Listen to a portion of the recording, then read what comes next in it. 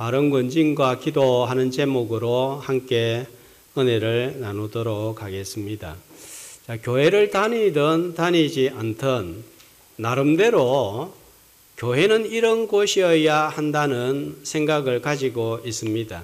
자, 그 생각이 맞을 수도 있고 틀릴 수도 있지만 나름대로 가지고 있는 교회관이 있습니다. 어떤 분들은 교회는 불쌍한 사람들을 도와주기 위해서 힘을 써야 하는 곳이다. 또 교회는 선행을 실천해야 하는 곳이어야 한다. 이렇게 생각합니다. 또 어떤 분들은 교회가 정의를 실현해야 하는 곳이어야 된다라고 주장도 합니다. 나름대로 일리가 있는 주장이요. 부분적으로는 교회가 추구하는 목표, 목적과 일치합니다. 하지만 중요한 것은 성경에서 교회는 어떤 것으로 말씀하고 있는가 이것입니다. 최근에 안타까운 일은 몇몇 교회와 목회자들이 정치에 관한 입장을 밝히면서 반대편에 있는 사람들에게 큰 반감을 사고 있습니다. 자신은 다니엘보다 더 큰 계시를 받는 자이기 때문에 앞일을 내다본다고 하면서 자기 주장을 펼칩니다. 황당한 주장을 하는데도 불구하고 교인들은 또 아멘 하면서 반응을 합니다. 또 어떤 목회자는 설교 제목이 한 정치인의 이름을 언급하면서 누구누구가 죽어야 나라가 산다. 공자가 죽어야 나라가 산다 하는 책 제목을 따라한 것 같습니다. 이것이 버젓이 인터넷에 올라와 있습니다. 설교가 자신의 주장을 펼치는 시간인지 하나님의 말씀을 전하는 시간인지 혼란스럽게 만듭니다. 같은 목회자로서 도무지 받아들이기 힘든 처사입니다. 지지하는 교인들에게는 설득력을 얻을 수 있을지 모르겠지만 반대편에 선 사람들이 예배 시간에 이런 말을 듣거나 다른 교회 교인들이 이런 말을 듣게 된다면 어떻게 되겠습니까?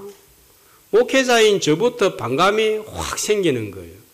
안 그래도 전도가 힘든데 그 반대편에 있는 교회 밖에 있는 사람들에게 전도의 문을 다 막는 것입니다. 제가 저의 정치적인 입장을 만약에 오늘 이 시간에 잠깐이라도 내비친다면은 반대편에 서 있는 분들은 벌떼같이 일어나서 저를 공격을 할 것입니다. 그러므로 정치적인 입장을 밝히거나 또 어느 한쪽에 치우치는 기도나 표현은 교회 안에서 절대로 삼가해야 하겠습니다. 나는 정의라고 생각하지만 상대방은 나를 불의하다고 얼마든지 여길 수가 있습니다. 성도들은 말씀에 근거한 교회관을 가지고 바른 판단력과 분별력을 가지고 교회를 바라보고 신앙생활을 할 수 있어야 하겠습니다. 말씀의 기초에서 바른 교회관을 세우고 건강한 신앙생활을 하는 우리 교회와 성도들이 되시기를 주님의 이름으로 축복합니다. 교회는 보이지 아니하시는 하나님과 하나님의 나라를 세상에 보여주기 위해서 세워진 기관입니다. 자, 마태복음 말씀을 2개월 이상을 중단하였다가 다시 전하기 때문에 복습이 좀 필요할 것 같습니다. 성경을 볼 때는 항상 숲을 보고 나무를 보는 식의 성경관이 필요합니다. 자, 오늘 들어올 때 주보에 마태복음 개관이라고 해서 나누어 드렸는데 딱 절반으로 또 접었다가 마태복음 안에 넣어두었다가 마태복음 말씀을 듣거나 책을 읽을 때에 참고로 하시면 좋겠습니다.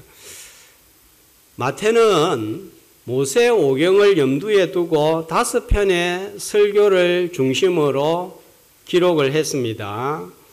자, 마태복음에 기록된 5개 설교는 이러하죠. 첫 번째 설교가 5장에서 7장까지 나오는 산상보훈 말씀입니다. 두 번째로는 10장에 나오는 제자도에 관한 말씀입니다. 세 번째는 13장 천국 비유에 관한 말씀입니다. 그 다음에 다섯 번째 설교는 24장, 25장의 종말에 관한 설교입니다. 자, 그리고 이 18장은 다섯 편의 설교 중에 네 번째에 해당되는 신앙 공동체 교회에 관한 말씀이 되겠습니다.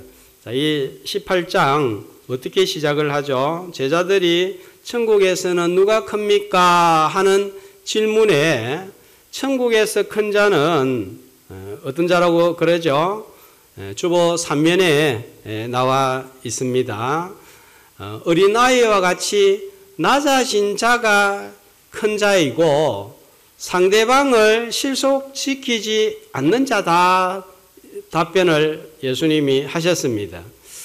자, 우리는 교회에서 신앙생활을 하면서 타인에 의해서 또 자기 자신에 의해서 아니면 다른 사람과 내 자신에 의해서 누군가를 실족을 시키기도 하고 내가 실족을 당하기도 한다 말씀을 드렸습니다. 자, 오늘 본문 말씀은 이에 이어서 천국은 교회를 통해 어떻게 나타나고 있는가, 천국에서 큰 자는 또 어떤 모습으로 나타나고 있는가 하는 것을 우리에게 알려주고 있습니다. 자, 교회는 어떤 곳입니까? 15절 말씀에 의하면 교회는 어떤 것이죠? 자, 죄가 있을 때에 이 죄 문제를 해결하는 것입니다. 이 죄를 제거하는 것입니다. 교회는 거룩한 공동체이기 때문입니다. 죄를 범한 자를 어떻게 다루어야 할 것인가를 알려주는 권징, 징계에 관한 말씀입니다. 우리는 징계하면 처벌의 개념으로 생각을 합니다. 죄를 지었으면 마땅히 벌을 받아야지 하는 세상 개념이 강합니다. 죄에 대한 처벌이 맞지만 교회에서는 이 죄의 처리 방식을 다르게 다룰 것을 말씀하고 있습니다. 자, 18장 말씀 전체를 보면은 세 부분으로 나눌 수가 있겠습니다. 자, 첫 번째 부분은 교회는 천국에서 큰 자는 실족치 않게 해야 될 뿐만 아니라 더 적극적으로 잃어버린 양을 구해야 하는 것이다 하는 것이죠. 그 다음에 세 번째 부분은 자, 또 천국에 대해서 말합니다. 23절에 보면 천국은 이렇게 나와 있죠. 또 18장 1절에도 천국은 이렇게 나와 있죠. 자, 용서해야 한다 하는 것이 세 번째 내용이 되겠습니다. 그러니까 첫 번째 부분과 세 번째 부분, 두 부분은 모두 사랑과 수용과 포용을 강조하는 따뜻한 분위기인 반면에 이 중간에 있는 오늘 본문 말씀은 차가운 징계에 관한 말씀이라 볼 수가 있겠습니다. 실족하지 않게 해야 되고 약자, 소외된 자들을 품어야 되고 잘못을 했어도 용서를 하는 것이 교회이다 이것입니다. 그런데 이렇게만 본다면 교회의 한쪽 면만 보는 것입니다. 교회는 안아주고 품어주고 사랑도 필요하지만 죄에 대하여는 어떤 단체, 어떤 기관보다 단호하게 대처해야 된다 하는 것입니다. 왜냐하면 교회의 순수성과 거룩성을 보호하기 위해서입니다. 자, 교회에서 죄를 방치하면 누룩이 온 사방에 퍼지듯이 교회에 퍼집니다. 곰팡이가 음식에 다 퍼지면 어떻게 됩니까? 먹지 못하고 버려야 되죠. 교회는 하나님이 거룩하시기 때문에 거룩할 때 진짜 하나님의 능력이 나타나는 곳입니다. 죄의 곰팡이가 퍼지면 하나님의 능력이 나타나지 않고 제 기능을 발휘하지 못합니다. 예수님이 죽으신 이유도 우리의 죄를 제거하고 하나님과 우리 사이가 화목하게 되고 소통이 되어서 하나님의 능력이 내 삶 가운데 나타나도록 하기 위해서입니다. 교회는 하나님의 능력을 받을 때에만 사명을 감당할 수 있는 곳인데 하나님의 능력이 나타나지 않으면 세상에서 아무런 영향력을 나타내지 못하고 오히려 비난을 받습니다. 한 교회에서 오랫동안 신앙생활을 하다 보면 가족보다 더 가까운 사이가 됩니다. 또 실제로 요한복음 1장 12절에서는 영접하는 자, 곧 그 이름을 믿는 자들에게는 하나님의 자녀가 되는 권세를 주셨다 했으니까 피를 나눈 육적인 가족은 아니지만 영적으로 한 하나님을 아버지로 된 지체들이요, 가족들이요, 형제들이요, 자매들이라 하는 것입니다. 하나님께서 주신 선물 가운데 우리 옆에 있는 성도들만 한 선물이 없습니다. 성도들만큼 귀한 선물이 없습니다. 이렇게 귀한 선물이지만 가까운 만큼 또 오랫동안 함께 있다 보면은 보지 못할 것도 보고 실망도 하고 듣지 못할 소리도 듣게 됩니다. 그래서 내가 피해를 입기도 하지만 때로는 내가 가해자가 되기도 하는 거예요. 자, 이때 처리를 잘못하면 하나님과의 관계가 막힙니다. 하나님과의 관계가 막히면 우리의 영적인 성장은 멈추어 버리고 마는 것입니다. 이때 죄와 허물을 잘 처리를 해야 다시 영적으로 성장하고 나도 인격적으로 성숙할 수가 있습니다. 이 죄와 허물에 대해서 성도와 교회는 어떻게 처리를 해야 될까요? 15절에 보니까 내 형제가 죄를 범하거든 어떻게 하라고 합니까? 그 관계에 있는 사람과만 상대해서 이게 첫 번째입니다. 문제가 있으면 밖에 나가가지고 들었나? 들었지? 해가지고 뭐 다 까발리는 게 아니라 그 사람하고만 1대1로 해결을 해라는 거예요. 왜 그럴까요? 자, 우리는 한 가족이고 지체입니다. 잘못은 가능하면 감추어줘야 됩니다. 세상은 스캔들이나 비리가 생기면 자신은 죄가 없는 것처럼 전부 까발리려고 합니다. 신문과 인터넷에 도배를 합니다. 알고 보면 폭로한 사람은 더 큰 죄를 가지고 있습니다. 다만 드러나지 않았을 뿐입니다. 우리 자신도 마찬가지예요. 누군가의 잘못을 지적하고 비난할 때 가만 생각해 보면 과연 내가 그렇게 비난할 수 있는 자격이 있는가?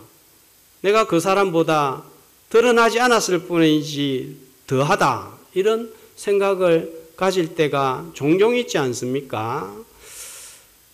교회는 세상과 다른 거예요. 세상 사고로 교회를 바라보고 교회를 이끌어 가려고 하면 거기에는 꼭 문제가 생기게 되어 있습니다. 왜냐하면 교회는 세상이 아니고 교회는 세상의 법과 다른 법이 적용이 되기 때문입니다.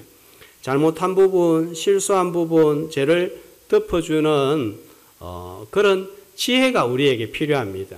소문만 듣고 말을 옮길 때가 있습니다. 자, 이런 사람은 하나님의 복을 받지 못합니다. 창세기 9장 22절, 26절 말씀해 보면 자, 그 믿음의 사람 노아가 포도주에 취하여 벌거벗고 온몸을 드러내는 추태를 보였습니다. 자, 그러니까 함이 어떻게 합니까?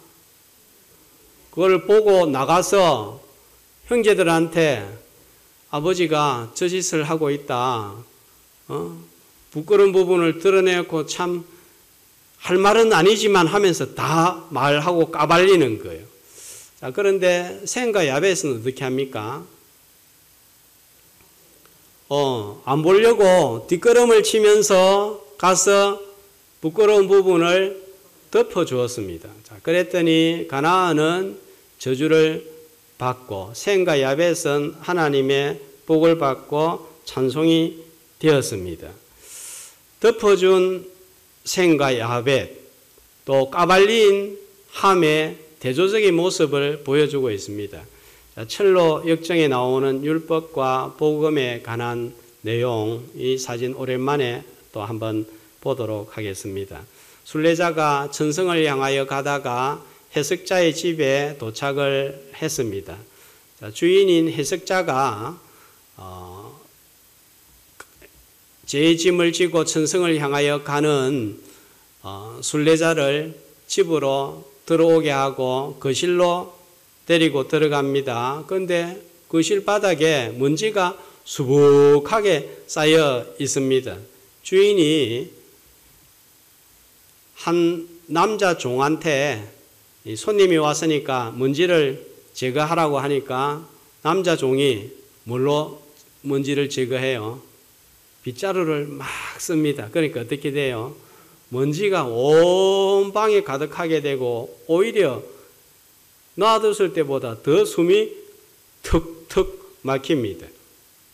오히려 먼지투성이가 되었습니다. 자, 조금 더 그림 보여주세요. 자, 이번에는 곁에 있는 한 소녀에게 물을 뿌려서 닦아라 합니다. 그러니까 먼지가 날리지 않고 깨끗하게 청소가 되었습니다. 자, 여기에서 거실은 우리의 마음, 먼지는 우리 마음에 가득한 죄를 상징을 합니다. 먼지를 빗자루로 닦은 사람은 율법이고 물을 뿌려 닦은 소녀는 복음을 상징합니다. 죄를 자신의 행위로 제거하려고 하면 죄는 더 살아나서 나를 정죄하고 죄인으로 몰아가고 옆에 사람도 정죄를 합니다. 그러나 복음으로 닦으면 물로 씻은 것처럼 나의 죄는 죽고 깨끗해지고 의로워져서 용서받고 천국 백성이 되고 제사함으로 말미암은 평안과 기쁨의 맛을 누리게 됩니다. 자, 지적하고 비난하면 먼지가 날리듯 더 다투고 싸우게 됩니다. 그러나 복음이 교회와 성도들을 주장하면 잘못한 것을 덮어주게 되는 거예요. 예수님께서 나의 허물과 죄를 십자가로 덮어주셨듯이 허물을 덮어주는 사람이 복음의 사람입니다. 율법은 저주를 낳고 복음은 축복을 낳습니다. 그래서 15절에 1대1로 죄가 있거든 문제가 있거든 상대하여서 구면하라고 하고, 이렇게 구면하는 목적이 뭐예요? 이렇게 잘못을 구면을 해서 뭐 하려고요? 형제를 잃지 않기 위하여서, 얻기 위해서입니다. 자, 실수와 허물과 죄를 볼 때에 드러내지 않고 해결하는 복음의 사람이 되어서 잃어버린 양을 얻고 천국에서 큰 자로 인정받는 저와 여러분이 되시기를 주님의 이름으로 축복합니다. 자, 그런데 둘이서 해결하려고 하는데 되지가 않습니다. 그러면 16절 어떻게 하라고 그러죠? 한두 사람을 데리고 가서 다시 설득을 군면을 하라고 합니다. 왜 한두 사람입니까? 서너 사람, 5사람, 6사람이 아니고 드러나는 것이 최소화되도록 하기 위해서입니다. 그만큼 잘못이 드러나는 것에 신중에 기할 것을 말씀하고 있습니다. 잘못을 했지만 덮어서 해결할 수 있도록 하는 것입니다. 그런데도 안 되면 17절 어떻게 됩니까? 교회에 말하고 공개적으로 알려서 바로 잡으라는 거예요. 이거는 이제 최후수단입니다. 자, 우리 교회에서는 징계가 잘 일어나지 않는데 노회에 가면 교회에 문제가 있는 목회자나 장로나 성도들에 대해서 6개월 동안 설교를 못하게 하고 장로직을 못하게 하고 이런 징계가 따릅니다. 그거는 왜 그런가요? 교회에서 해결이 안 되니까 공개적으로 드러나서 처벌을 하는 거예요. 자, 그래서 그 벌을 받고 난 다음에 다시 돌아오면 받아주는 것입니다. 그런데 이 교회 법정에서도 해결이 안 되면 어디로 갑니까?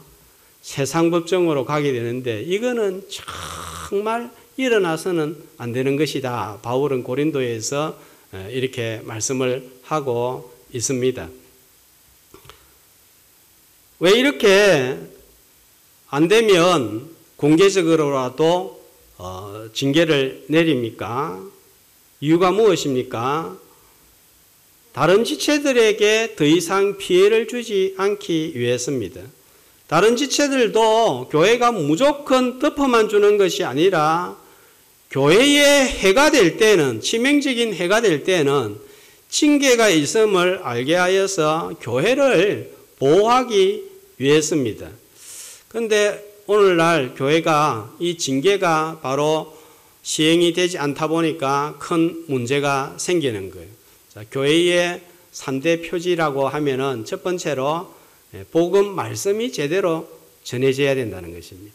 두 번째로는 성찬이 바로 시행이 되어야 된다는 것입니다. 세 번째로는 권징이 바르게 시행이 되어야 된다 하는 것인데, 바른 말씀, 바른 성찬, 이것은 또 나름대로 진행이 될 수 있습니다. 그런데 잘못했을 때 징계가 시행되지 않으면 교회 나오는 사람하고 나오지 않는 사람하고 별반 다를 바가 없는 거예요.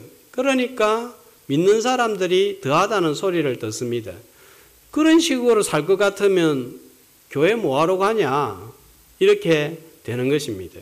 교회에서 잘못을 지적하면, 요즘은 교회가 많다 보니까 아이고 교회가 여기밖에 없나 하면서 다른 교회로 옮겨버립니다. 그러면 그 교회는 한 사람 왔다고 좋아라 하면서 받습니다. 또 무슨 일로 이 교회를 왔는지 알 수가 없습니다. 다른 조치를 취할 수가 없습니다. 초대교회에서는 헌금을 작정하고 하나님과 약속을 하고 지키지 못했을 때는 죽음이라는 엄청난 징계를 당했습니다. 아나니아, 삽비라입니다. 하나님께 헌금을 이것만큼 드리겠습니다 했는데 일부만 드리니까 3시간 간격으로 장례식을 치렀습니다. 요즘 같으면 일부라도 낸 것이 어딘데 진짜 대단하다, 칭찬을 할 것 같습니다. 그런데 초대교회에서는 이렇게 하나님과 한 약속을 어기면 죽음으로 징계를 받았습니다. 그만큼 교회의 도덕적인 수준이 지금 떨어져 있다 하는 말이 되겠습니다. 하나님은 초대교회 같은 방식으로 우리를 더 이상 징계하지를 않습니다. 물론 우리가 설명할 수 없지만 그런 징계가 일어나기도 합니다. 일반적으로 그렇다는 말입니다. 왜 초대교회와 같이 징계하지 않을까요? 자, 2가지 이유가 있을 수 있겠습니다. 첫 번째로는 교회에다 이제는 성경 말씀이 완전히 기록이 되어져서 그 권위를 맡겨주셨기 때문입니다. 이것보다 더 중요한 이유가 뭘까요? 초대교회의 기준으로 잣대를 들이다 대면은 어떻게 되겠어요? 여기에 몇 사람 앉아 있을까요? 매주 장례식일 거예요. 이 제범해 가지고 죽어야 되고 저 제범해서 죽어야 되고 몇 사람이나 앉아 있겠어요. 자, 그러니까 하나님께서 특별히 은혜를 주셔서 또 교회로 하여금 근면하고 기도함으로 회개하도록 하는 것입니다. 하나님께서 은혜를 주실 때 회개하고 징계가 임했다면 잘 받고 새롭게 주님과 동행하는 회복이 있기를 주님의 이름으로 축복합니다. 현실적으로 재범한 사람한테 군면을 하면 인정하고 회개하고 돌이킬 가능성이 높을까요? 낮을까요? 희박합니다. 잘못했다고 해도 마음속으로는 딴 생각을 하기도 합니다. 자신의 죄가 드러나면 자신의 죄를 알고 있는 사람에게 죄를 뒤집어 씌우려고 하는 현실입니다. 목회자가 중직자의 잘못을 알고 있다고 해서 이 목회자를 쫓아내려고 하는 사례도 여러 번 들었습니다. 자, 그러므로 바른 군쟁의 시행을 위해서 18절, 19절에서 반드시 수반되어야 할 것을 말씀을 하고 있습니다. 무엇입니까? 기도입니다. 말씀으로 교회가 구면하여 받아들이지 않으면 매이는 거예요. 그러면 하나님께서도 받아들이지 않는 것입니다. 그러나 교회에서 금면을 했는데 인정하고 회개하면 하나님께서도 여전히 자녀로 인정을 하고 받아들이는 것입니다. 그래서 땅의 교회에서 죄가 해결되면 하나님 나라에서도 풀리는 것입니다. 그런데 땅의 교회에서 해결이 안 되고 매여 있으면 하나님께서도 매여 있는 것입니다.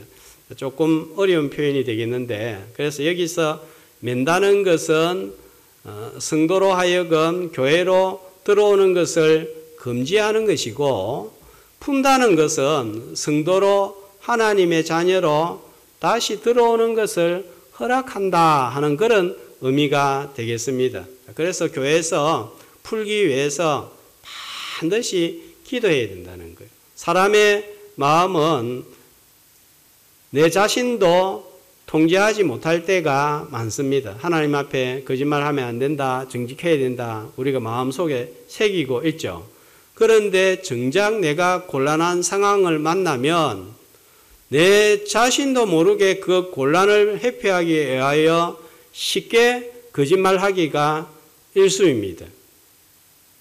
그래 놓고도 안 그런 것처럼 얼굴이 안색이 변하지 않습니다. 이런 얼굴을 가리켜서 전문적인 용어로 뭐라고 합니까? 얼굴에 철판 깔았다, 그렇게 이야기를 합니다. 예수 믿으면서도 안색 하나 변하지 않고 거짓을 자연스럽게 행하는 것을 볼 수가 있습니다. 죄를 인정하는 것은 성령이 역사하지 않으면 불가능한 거예요. 세상 지도자들이 조사를 받을 때 하는 말들을 들어보면 국민들이 전부 알고 있는데도 거짓말을 합니다.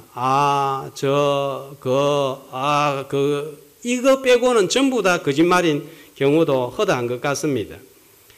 꼭 제가 아니더라도 잘못된 것을 바로잡거나 누군가에게 군면을 할 때도 정말 성도는 기도하면서 나아가야 됩니다. 정말 내가 이렇게 말하려고 하는 것이 사랑의 마음으로 하는 말인지, 정말 교회를 생각해서 하는 말인지, 아니면 내가 기분이 나빠서 내 감정을 풀기 위해서 하는 행동인지, 나는 문제가 없는지 잘못이 없는지, 과연 이런 상황에서 말을 해야 되는 것이 옳은 건지 차라리 침묵하는 것이 좋을지, 이 이야기가 교회에 어떤 유익을 가져올 것인지 생각해야 될 것들이 아주 많이 있는 거예요. 하나님의 뜻과 지혜를 위해서 기도는 권면과 권징의 필수 요소가 되겠습니다. 본문에서 언급하는 기도는 내 소원 성취를 하고 육신적인 복을 얻기 위해서 하는 기도라기보다는 권징의 바른 시행을 위하여서 기도하는 것을 1차적으로 언급하고 있습니다. 하나님께서 지혜를 주셔야 되고 내 모습도 하나님이 보게 해주셔야 되고 상대방의 마음도 하나님이 움직여 주실 때에 권면과 권징이 비로소 진짜로 이루어질 수가 있는 것입니다. 기도를 통해서 매인 것을 푸는 성도들이 되시기를 주의 이름으로 축복합니다. 권징의 바른 시행을 위해서 기도하는 기도 속에서 또 기도의 또 다른 측면을 우리는 발견하게 됩니다. 두세 사람의 기도에 관하여서 말씀을 하고 있습니다. 자, 두세 사람은 모임의 제일 최소 단위죠. 두세 사람이 모여서 할 수 있는 일은 별로 없을 것 같습니다. 대단한 봉사를 할 수 있는 것도 아니고 많은 헌금을 할 수도 없습니다. 자, 그렇지만 두세 사람은 기도할 수는 있습니다. 많은 사람이 모인 기도에 주님이 함께 하십니다. 20만 명, 30만 명, 5만 명, 10,000명이 모인 곳에서 기도할 때 하나님이 함께 하십니다. 똑같이 두세 사람이 기도하기 위하여 모일 때에도 주님은 함께 하십니다. 자, 여기에서는 수가 중요하지 않음을 말씀하고 있습니다. 두 사람이 모인 기도회에 한 사람이 더 기도하러 나오면 몇 퍼센트가 증가하는 거예요? 두 사람 모이는데 한 사람이 오면은 50%가 증가하죠. 한 사람만 더 오면 100%가 증가합니다. 자, 이런 증가는 얼마나 대단한 일입니까? 자, 우리 교회에 두세 사람이 모여 기도하는 시간과 기도하는 분들이 더 많아지면 좋겠습니다. 주일에는 안나애가 매주 찬송을 부르고 기도합니다. 다른 날은 올 수 없으니까 오후 예배 시간까지 쉬는 시간에 비는 시간에 기도하고 찬송하고 있습니다. 군사회에서도 매월 한 번 기도회를 가집니다. 평일에 두세 사람이 모여서 기도하는 분들도 있습니다. 자, 이런 기도하는 모임과 성도들이 더 많아지는 교회가 되기를 주님의 이름으로 소망합니다. 이 기도를에 관한 주님의 말씀을 살펴보면 상황도 문제가 되지 않습니다. 핍박을 심하게 받았던 초대교회 성도들은 한 기둥에 등을 맞대어 묶어두고 화형을 부지기수로 당했습니다. 주님은 이 상황에도 분명히 함께하였습니다. 그들은 등을 맞대고 두 사람이지만 하나님께 기도했습니다.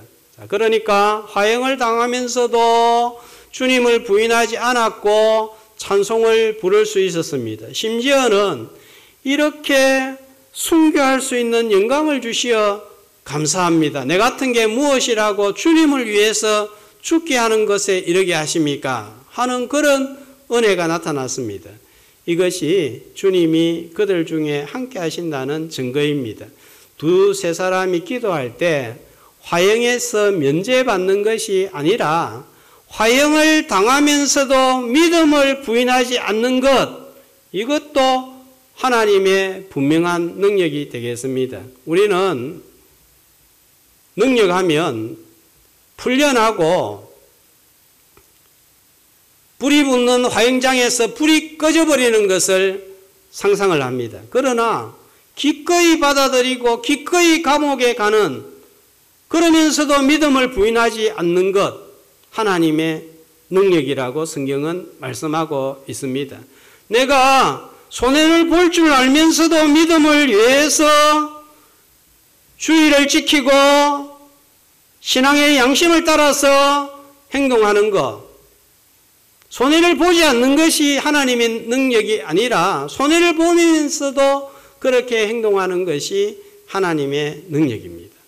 장소도 상관이 없습니다. 교회에서 기도하면 제일 좋습니다. 그러나 교회에서 기도할 수 없는 상황일 때는 화장실이든지 사무실이든지 차 안이든지 어디서든지 기도할 때 주님은 함께 하시는 줄로 믿습니다. 초막이나 궁궐이나 내 주 예수 모신 곳이 그 어디나 하늘나라가 될 줄로 믿습니다.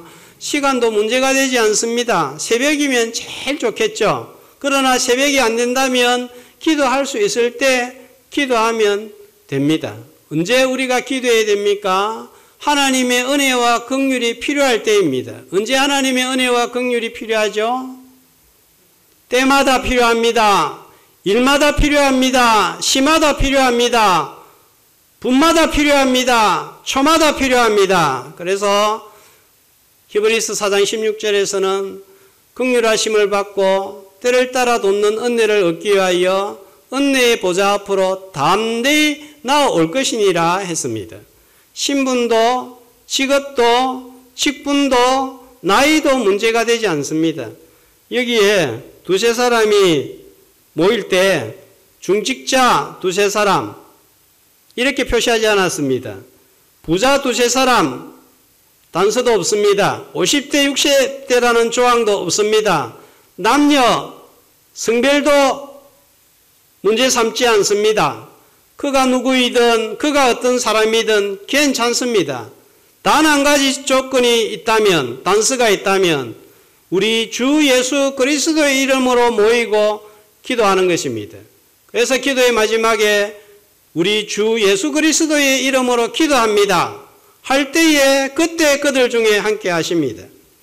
우리 모두가 큰 일을 할 수는 없지만 기도는 할 수 있습니다.